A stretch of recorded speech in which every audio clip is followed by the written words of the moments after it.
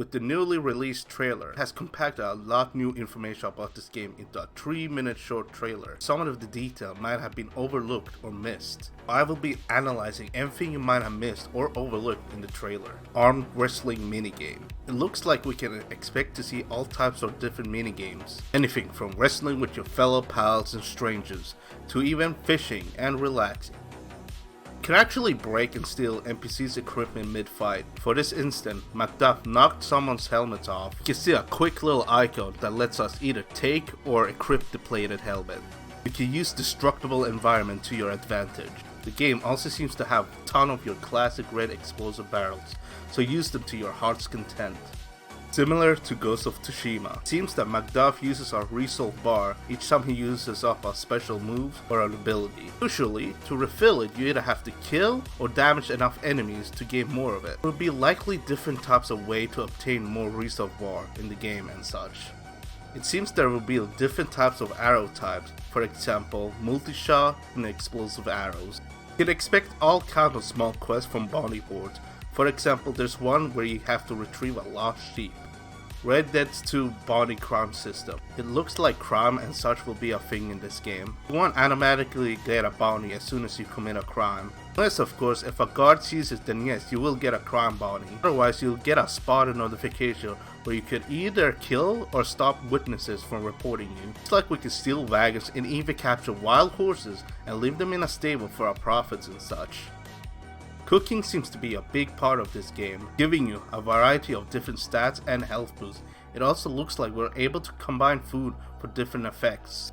Looks like Red Dead Redemption 2's fishing will be a thing in this game, including being able to see the weight of the fish that we captured and such. For this instance, it gave us roughly around 150 HP for that size if we just consume it like that. Imagine you get way more if you cooked it properly and made a meal out of it. Of course, since this is an RPG game, we'll be able to equip all types of different sorts of armor that we can mix and match for our suit of playstyle. I think this affects more than just simple armor. It will also affect your stats and perhaps give you different type of stats bonuses and even passive perks. For example, here we can see Macduff using a rope for a stealthier approach when rescuing the village woman. Meanwhile, in the big battles, he will use more of a knight armor set and such. It looks like we'll have the option to close or open our helmet at will, and even whether or not if we want our hood to be on or off. Climbing and parkour will be a thing and has been improved since the first gameplay trailer. Ranges from climbing on top of a mountain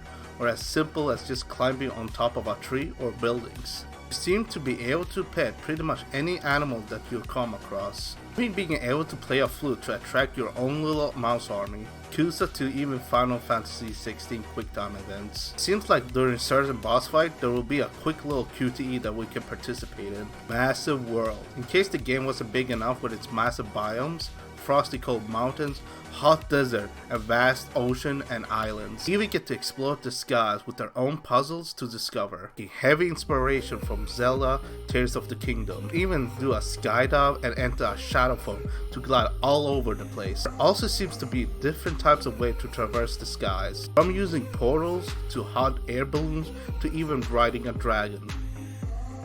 Different variety of horses. Seems that we can buy or tame different variety of horses and train them to obtain more mounted skills and abilities. Similar to how horses works in video, the more you use them, the better they improve and level up. The main question is whether we're able to obtain legendary mounts or dream horses too. We're able to use a variety of different types of artifacts to enhance our power. For here, for example, we can see that we have a strength power up active. Smaller glimpse of what looks to be a wind-based power up.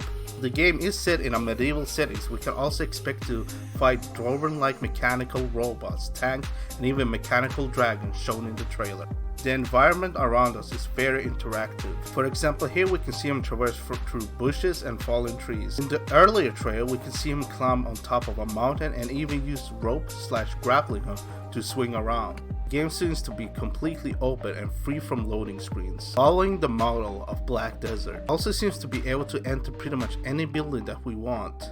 With the crime system, we could potentially play as a thief. Playing as a stealthy thief rogue has always been one of my favorite things to do in open world games. This game seems to be no exception. I also even think one of the playable characters is literally suited for this playstyle. There also seems to be 3 different currencies that the player can use: copper, silver, and eventually gold. My guess is that we're gonna need 1,000 copper for 1 silver, 1,000 silver for 1 gold, and so on. Game's economy seems to matter a lot in this game. It looks like we're able to enter through portals throughout the world, not only in open world but also in certain buildings. We can use semi-witcher sense to detect clues and such of presence of our nearby portals. Artifacts and tools inspired by Breath of the Wild and Tears of the Kingdom seems to be a big part of the game. Here we can see Macduff using one of them to open a stone door, fix a broken statue, and move debris from a rooftop. There will be different ways to infiltrate abandoned camps. It ranges from entering through enemy gates, using one of their flag as a swimming pool to jump across their gate, or just simply coming from above. However, some enemies might have anticipated these tactics and will use fire bomb balloons to counter you. It might not be smart to use the same tactic repeatedly. It kinda reminded me how Metal Gear Solid 5 features this, where enemies could adapt to your tactics. Weather and climate will matter. For instance, during the trailer we can see that keeping an eye on the Celsius meter might be important. Wearing too warm clothing in a warm region or not wearing any warm clothing in cold region could have consequences. Since will be a thing in this game, as confirmed by earlier footage, we can expect to see various types of weather. For example, in the desert region, a sandstorm can engulf Macduff, so it might not be wise to be a bit too close when that happens. I also see Macduff unlock a wraith-like power to turn himself into a wraith and glide around mid-air. My guess is that you'll obtain him from a boss. We have seen him obtaining various power by defeating powerful bosses and later on using those same power for himself.